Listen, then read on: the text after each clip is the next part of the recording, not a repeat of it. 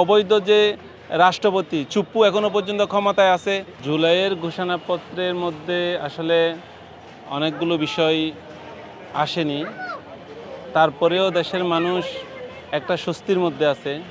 যে বিষয়গুলো আসেনি সেটা হচ্ছে শাপলা চত্বরে গণহত্যা, যেটা এই বিষয়গুলো আসেনি, এবং এখানে 1000 জনের শহীদের কথা যেটা বলা হয়েছে এই জুলাই আগস্টের সময়ে, এই জিনিসটা কিন্তু এটা কিন্তু 2000-এর কাছাকাছি, এবং এখনও রেকর্ডেড হচ্ছে প্রায় 1400-র উপরে, এবং নাম না জানা আরও অনেকে আছে। এই যে বিষয়গুলো আসেনি, এই বিষয়গুলো আসা দরকার ছিল। এবং অবৈধ সংবিধানের অধীনে অবৈধ যে রাষ্ট্রপতি চুপ্পু এখনো পর্যন্ত ক্ষমতায় আছে, ওকে সরিয়ে না দেওয়াটা এই ঘোষণাপত্রে একটা সবচেয়ে বড় দুর্বলতা। এই দেশের মানুষের উচিত এই ডক্টর ইউনূসের জন্য আবার আন্দোলন করার, ডক্টর ইউনূসকে বোঝানো যে এখানে ঘোষণাপত্রের যে ত্রুটিগুলো আছে সেগুলো যেন শুধরিয়ে আবার নতুন করে ঘোষণাপত্রের ব্যবস্থা করা হয়।